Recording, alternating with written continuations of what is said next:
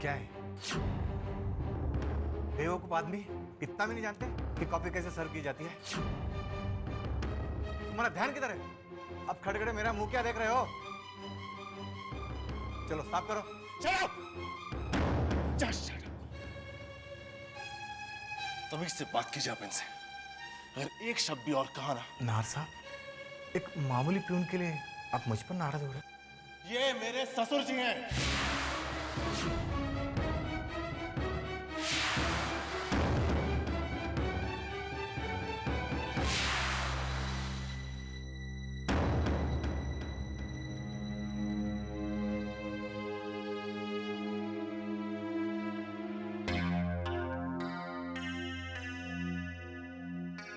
आपने सारी जिंदगी ऑफिसर बनकर काम किया है, सच्चाई के रास्ते पर चले, इसलिए किसी के सामने सिर नहीं झुकाना पड़ा कभी आपको।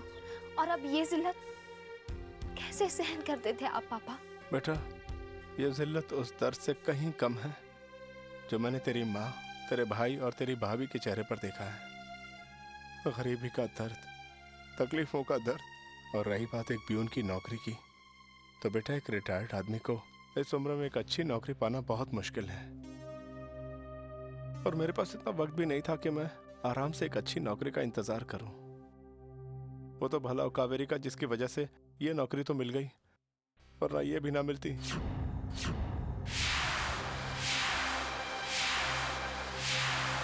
कावेरी को ये पता था कि आप ये जॉब कर रहे हैं? और फिर भी उसने मुझे बताना जरूरी नहीं समझा? और किसे मालूम है घर में ये बात? किसी को भी नहीं, किसी को बताने की हिम्मत ही नहीं जुटा पाया कभी।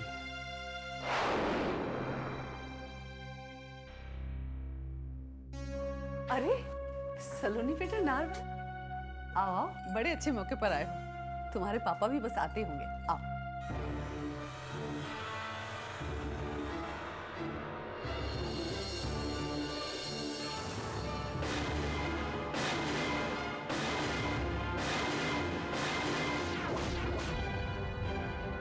अरे ये क्या पहन रखा है तुमने?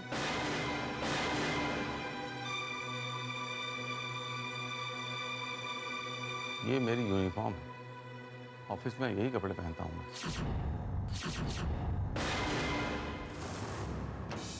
ये तो चपरासी जैसे कपड़े हैं। अपने ऑफिस में मैं एक टीम की हैसियत से ही नौकरी करता हूँ, और इस बात की ना मुझे कोई शर्म है ना कोई अफसोस। तुम ये प्यून की नौकरी, और इतनी बड़ी बात तुमने हमसे छुपाई? क्या जरूरत थी तुम्हें हमसे झूठ बोलने की? क्या जरूरत थी ऐसी नौकरी करने की? पापा को इस स्थिति में जानबूझकर नीचा दिखाने के लिए डाला गया है। उनके आत्मसम्मान को चोट पहुंचाने के लिए किया गया है, और इसके जिम्मेदार और कोई नहीं, कावेरी है।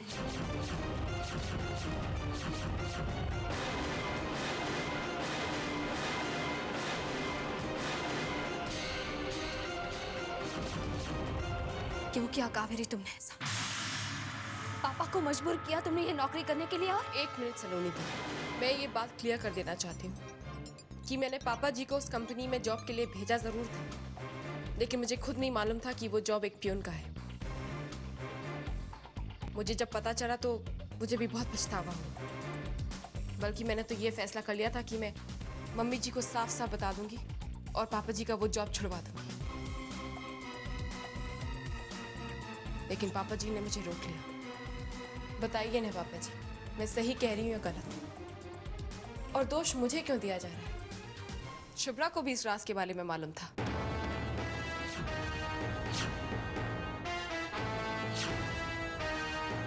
कोई उससे सवाल क्यों नहीं करता?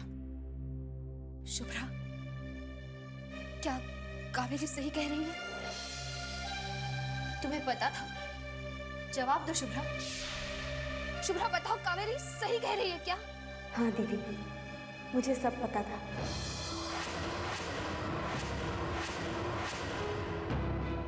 मैंने पापा को प्यून की नौकरी करते हुए देखा था, लेकिन मैं मम्मी से क्या कहती, कैसे कहती? मैं एक बेटी जिसके लिए उसके पिता आदर्श होते हैं, उनको अपमानित होते हुए देखा मैंने। नहीं कह पाती, मैं नहीं कह पाती। मैं ही जानती हूँ कि पापा को उस तरह देखकर मुझ पर क्या गुजरी थी।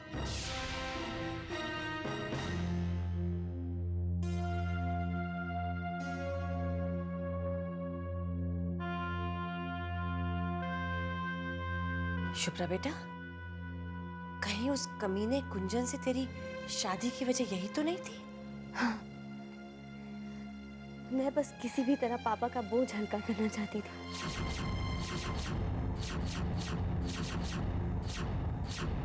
अकेली होती तो शायद जान दे देती, लेकिन मेरे पास मेरा बच्चा था। और कोई रास्ता नहीं था मेरे पास, इसलिए। ये तूने क्या किया बेटा? अपने पिता का बोझ हल्का करने के बजाय उस पर शर्मिंदगी का ऐसा बोझ चढ़ा दिया जो शायद अब चिता तक मेरे साथ जाएगा बेटा।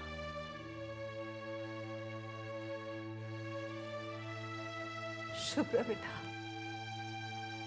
तेरे इस कदम ने हम सबको तेरा अपराधी बना दिया। तेरी बर्बादी के हम ही जिम्मेदार हैं। मुझे माफ कर दो शुभ्रा, तुम्हारी कुर्बानी मैं समझ ही नहीं पाई और न जाने क्या क्या सोचा तुम्हारे बारे में। मुझे माफ कर दो शुभ्रा। शुभ्रा, ये सब करने से पहले एक बार, सिर्फ एक बार हमसे कह दिया होता। अरे मैं मदद करता तुम्हारी, हम कोई ना कोई रास्ता निकाल ही लेते।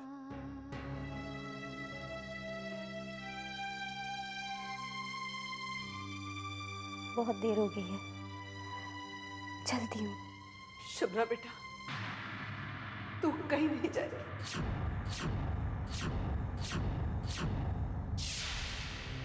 माए अपनी बच्चियों को ससुराल भेजने के सपने देखती है, मगर मैं उन अभागन माओं में से हूं जिसकी बच्ची की जिंदगी हमारी वजह से बर्बाद हो गई।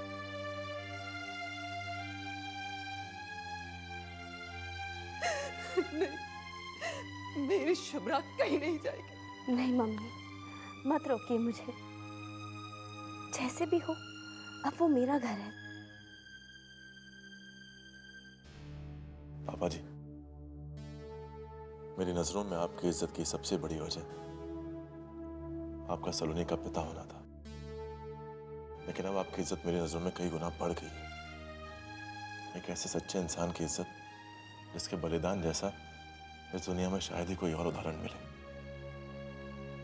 ऐसे परिवार की नींव रखने वाले का मैं दामाद हूं, ये मेरे लिए सौभाग्य की बात है।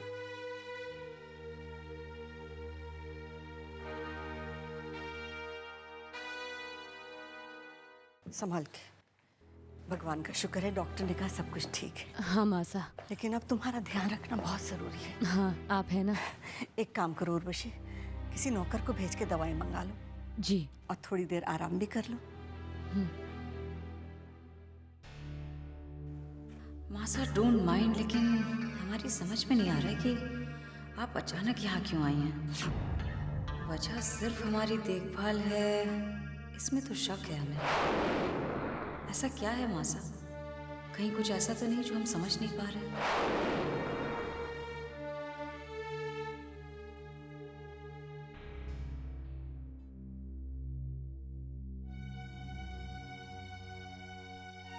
तारा बेटा, अपनी माँ से अपना दर्द छुपाने की कोशिश कर रही है। मासा। नहीं बेटे नहीं, ऐसे रोते नहीं। हमसे तुम्हारे आंसू देखे नहीं जाएंगे। आदत डाल लीजिए मासा। क्या बिगाड़ा था मैंने किसी का जो मेरे साथ ये सब हो रहा है? दोष किसी और को क्यों देती हो तारा? इस घर में आग तुम्हारी खुद की ही लगाई हुई है। मासा, मैंने अपनी अंधेरी जिंदगी में रोशनी लाने के लिए एक दीपक की चाह की थी। मुझे क्या पता था उस दीपक से और अंधेरा हो जाएगा। मैंने एक औलाद की चाह की थी मासा, सौतन की नहीं। तारा बेटा, अब भी सब कुछ खाक नहीं हुआ है। ये ऐसी गलती नहीं है कि जिसे सुधारा न जा सके। बस थोड़ी सी हिम्मत रखने की जरूरत है। अब फैसला तुम्ही को करना है बेटा कि तुम जिंदगी से क्या चाहती हो, औलाद या फिर अपना सुहाग। जवाब दो हमें बेटा कि तुम्हें जिंदगी से क्या चाहिए। बोलो तारा, बोलो बेटा।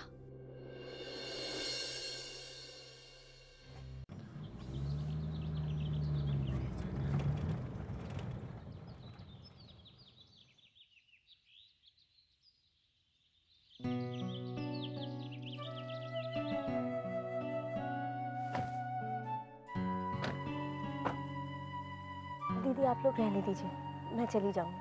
अरे नहीं, अंदर तक तो आते हैं। कोई बात नहीं दीदी, सच मैं चली जाऊंगी। बाय।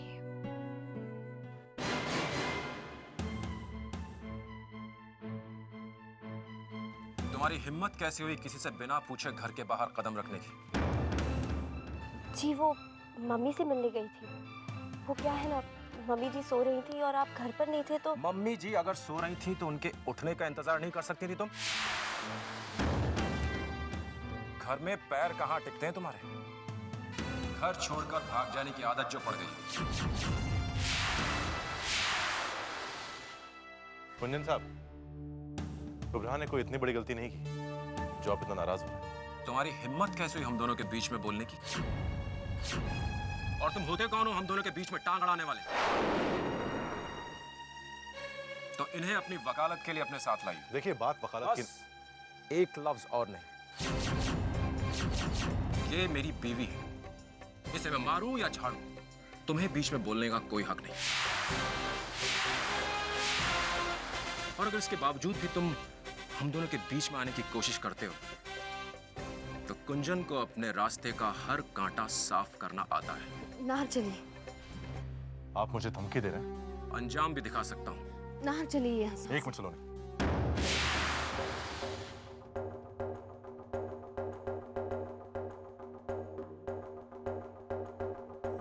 तुम्हारे सामने खड़ा हूं, बोलो क्या करना है? दीदी आप जीजा साहब को यहाँ से ले जाइए। मैं नहीं चाहती कि बात और बढ़ जाए। नाहर जाने दीजिए ना, चलिए यहाँ से। निकल लो नाहर, निकल लो। घर जाकर अपनी बीवी के पल्लू में मुंह छुपाकर अपनी जुबान को लगाम। नाहर चलो। कुंजन सिंह से टकराना तुम्हारे बस की बात नहीं है। नाहर जाने दीजिए। नाहर आपको मेरी कसम, जाने दीजिए। चलिए आप यहाँ से। देखो तुम्हारी बीवी बुला रही है। Please go. नाहर जाने दीजिए, चलिए।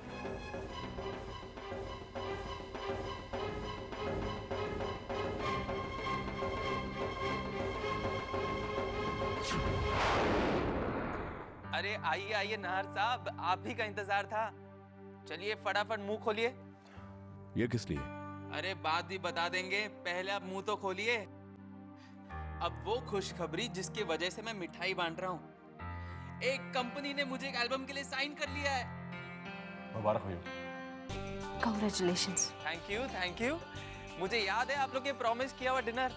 जल्दी एल्बम हिट होगी। आप लोग मेनू डिसाइड करना शुरू कर दे।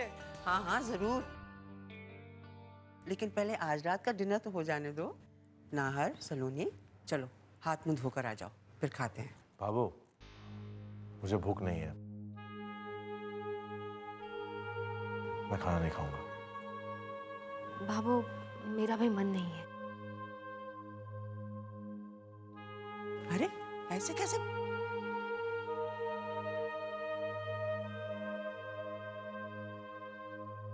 बहुत परेशान लग रहे थे ना दोनों। अब क्या हुआ होगा? चलो हमारे लिए तो अच्छा ही है नाहर सलोनी की जिंदगी में किसी मुश्किल का खड़ा होना। कम से कम हम शांति से अपना काम तो कर सकेंगे, बिना इस डर के कि ये जासूस जोड़ी अब हम पर क्या नजर रखेगी। हे भगवान, अब और कोई ना हो हमारे रास्ते में। तारा बेटा। हाँ माँ सर। तुम अपना सामान दामाद जी के कमरे में शिफ्ट कर दो। आज से उर्वशी के पास हम सोया करेंगे। अरे मासा, इसकी क्या जरूरत है? उर्वशी, हम यहाँ तुम्हारा ध्यान रखने के लिए आए हैं। हमारा हर पल तुम्हारे साथ रहना जरूरी है। हम नहीं चाहते कि किसी भी वक्त कोई भी मुश्किल खड़ी हो।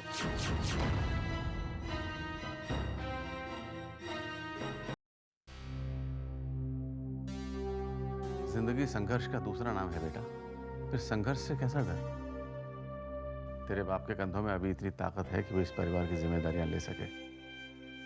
घबरा मत बेटा, सब ठीक हो जाएगा।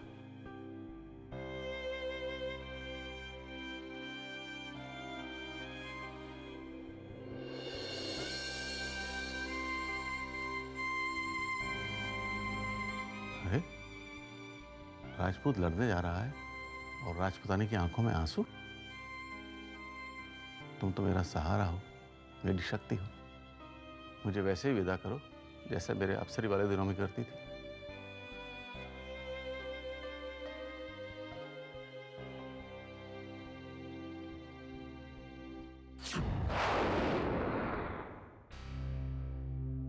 आप कहीं जाएंगे पापा जी, कोई जरूरत नहीं आपको किसी के यहाँ नौकरी करने की।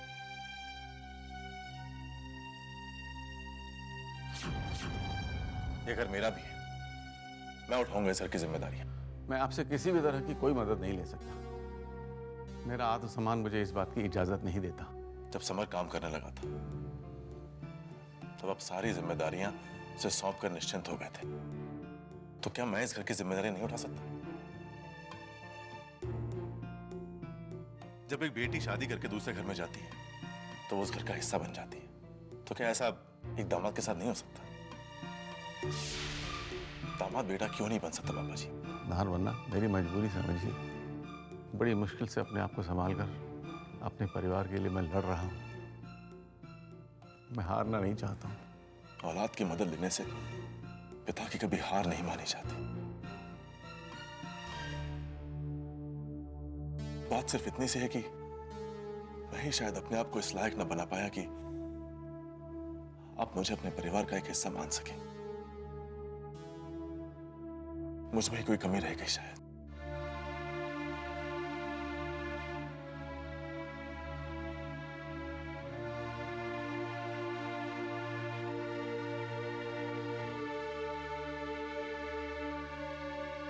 सलोनी बेटा, हम नाहर की भावनाओं को समझते हैं, पर बेटा इस वक्त तू घर जा। जिसका जो कर्तव्य है वो उसे ही निभाना पड़ता है।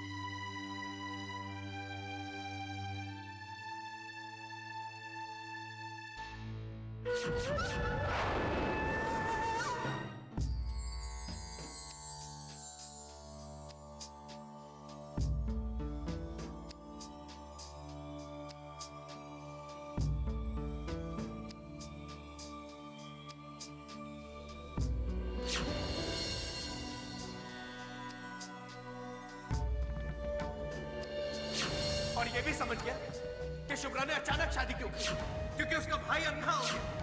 वो अपनी बहन और उसके बच्चे का बोझ उठाने के काबिल नहीं रहा, इसलिए ना पापा। यूं ही अपनी लाचारी से दुखी है सब, लेकिन आप लोगों को क्या?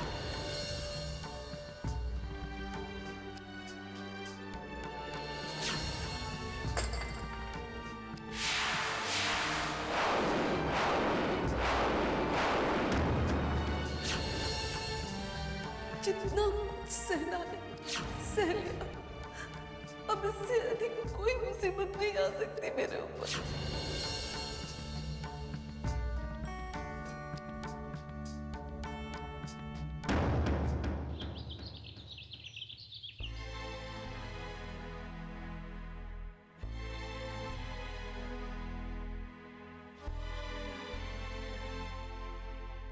सलोनी, यहाँ क्यों खड़ी हो? क्या सोच रही हो? मैंने अपने मम्मी पापा के यहाँ आ रही सारी मुश्किलों का समाधान ढूंढ लिया है, लेकिन आपकी आज्ञा और आपके सहारे के बिना शायद मैं कुछ भी नहीं कर पाऊंगी। क्या सोचा तुमने सलोनी? मैं उस घर की बेटी हूँ और उस घर की इज्जत को, उस घर की खुशियों को इस तरह बर्बाद होते नहीं देख सकती। शादी होने का मतलब ये नहीं कि मेरा उस घर के लिए फर्ज पूरा हो गया। मैं अपना फर्ज निभाऊंगी। मैंने फैसला ले लिया है। अपने घर की जरूरतों को पूरा करने के लिए मैं नौकरी करूंगी।